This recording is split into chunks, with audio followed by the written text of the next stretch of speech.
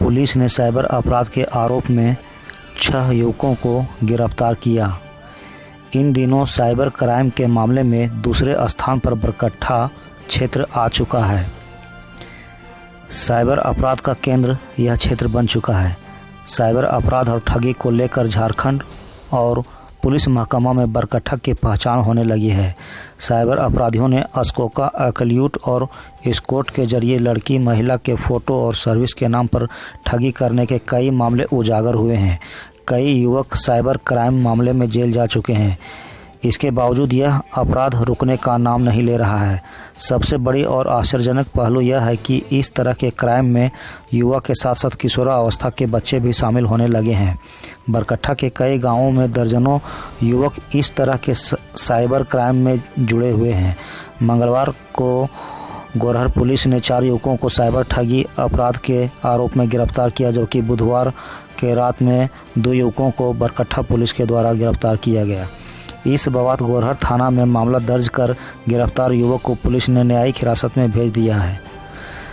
इसको लेकर आज हजारीबाग में प्रेस कॉन्फ्रेंस जारी किया गया।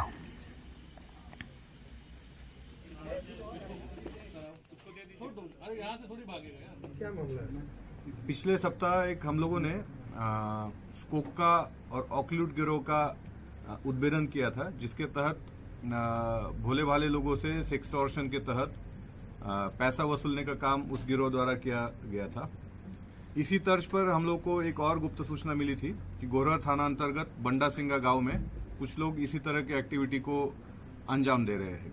उस सूचना का सत्यापन करने के लिए और आवश्यक कार्रवाई करने के लिए मैंने थाना प्रभारी गोरहर को निर्देशित किया। एसडीपीओ बरही के दिशा निर्देश में इस टीम ने छापेमारी किया। गोरहर थाना अंतर्गत बंडा सिंगा गांव में 4 व्यक्तियों को हम लोगों ने गिरफ्तार किया। इस गिरोह का जो सरगना है किशोर साव, इसके पास से हम लोगों ने एक सेंट्रो कार बरामद की है, एक बाइक बरामद की है, कई सारे chequebook, passbook, ATM accounts, ATM cards, debit cards, ये हम लोगों ने इनसे बरामद किए हैं। इन लोगों का भी जो मोडस ऑपरेंडी था वो यही था कि ऑकलूट या स्कोका जैसे वेबसाइट्स पे ये फर्जी नंबर डालकर भोले भाले लोगों को निशाना बनाते थे। उनको फिर उसी आधार पर ब्लैकमेलिंग करके उनसे पैसा तशीलते थे। इसको हम लोग एक तरह से सेक्सटॉर्शन कह सकते हैं। और ये सेक्सटॉर्शन के तहत ही इन्होंने इतना संपत्ति अर्जित किया है कि किशोर साव के घर पर जब हम लोगों ने छापामारी किया है तो जमीन के कई सारे कागजात हम लोगों को उनके घर से बरामद हुए हैं, जिसमें करीब 50 लाख रुपए के जमीन के ट्रांजैक्शंस के पेपर हम लोगों को अभी तक मिले हैं। हो सकता है इसकी संख्या और भी बढ़ जाए, अमाउंट और भी बढ़ जाएगी। इन सभी चीज़ों का हम लोग अभी जांच पड़ताल कर रहे हैं। हम लोग को ये भी सूचना मिल रही है कि कोरा थाना अंतर्गत इसी में से एक अभियुक्त का 3 तल्ले का बहुमंजिली मकान भी है, उसकी भी हम लोग जांच कर रहे हैं। तो का चल और अचल संपत्ति का जांच करें, लोकल अंचलाधिकारी से भी इसका जांच करा के उस आशय का सर्टिफिकेट लेंगे। और हम लोग यदि कन्विंस है कि इनका जो संपत्ति अर्जित किया हुआ है वो उनके आय के स्रोतों से अधिक है, तो इन सभी मामलों को हम लोग प्रवर्तन निदेशालय, एनफोर्समेंट डायरेक्टरेट के पास हम लोग हस्तांतरित करेंगे, ताकि इनके ऊपर जो आगे की लीगल कार्रवाई है, इनकी संपत्ति अटैच करने की जो भी कार्रवाई है वो ईडी की तरफ से की जा सके। तो ये हम लोगों का अभियान स्कोका या ऑकलूट का जो वेबसाइट पे ये लोग संचालन करते हैं, इस तरह के अपराधियों के विरुद्ध लगातार हम लोग का जारी रहेगा। हमारे बरकट्ठा और गोरहर एरिया में इस तरह के कई गिरोह एक्टिव है, ये सूचना मुझे लगातार मिल रही है।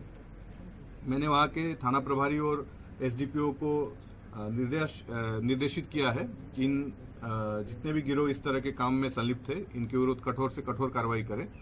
और मैं आम जनों से भी अपील करूंगा कि इस तरह के वेबसाइट्स जो सस्पिशियस एक्टिविटी करते हैं, इस पर आप नहीं जाए। आप यदि इस तरह के वेबसाइट्स को अगर विजिट करते हैं तो आपकी ठगी होने के जो आशंका है वो बहुत बढ़ जाती है, और साथ ही आपको ब्लैकमेल करके फिर आपसे बहुत सारा पैसा भी इस तरह के क्रिमिनल ठग सकते हैं। तो मैं अपील करना चाहूँगा कि इस तरह की कोई भी सस्पिशियस वेबसाइट्स हो, सस्पिशियस लिंक्स हो, जिसके थ्रू आपके अकाउंट का पैसा कहीं कोई उड़ा ले सकता है, इस तरह के लिंक्स को भी क्लिक नहीं करें, सस्पिशियस वेबसाइट्स को भी विजिट नहीं करें। सर लोगों से अब तक ऐसी ठगी हो गई होगी सर? शहर की बात कर रहे थे। इसमें अभी कोई अनुमान लगाना मुश्किल है, क्योंकि इस तरह की रिपोर्ट जनरली लोग लज्जास्तव रिपोर्ट नहीं करते हैं और अमाउंट बहुत छोटे होते हैं, 800 रुपए, 1200 रुपए, 1500 रुपए, इस तरह के अमाउंट होते हैं। तो एक तो लोग शर्म के कारण इसे पुलिस के पास रिपोर्ट नहीं करते हैं, दूसरा अमाउंट छोटा रहने के कारण पुलिस के पास रिपोर्ट नहीं करते, इसलिए संख्या बताना यहाँ उचित नहीं होगा। परंतु हम लोग अभी इनकी जब पुलिस रिमांड पर लेकर पूछताछ करेंगे, उसके पश्चात मुझे लगता है कि ये लोग बता पाएंगे कितने लोगों से अब तक इन्होंने पैसा ठगी किया है और कितने अमाउंट का ठगी किया है। So as we know, they are well educated. इसमें से एक बंदा जो है, जो मुख्य इनका सरगना है, किशोर साहब, ये MA BEd है, मतलब ये टीचर की, एक वेल क्वालिफाइड टीचर की क्वालिफिकेशन रखता है।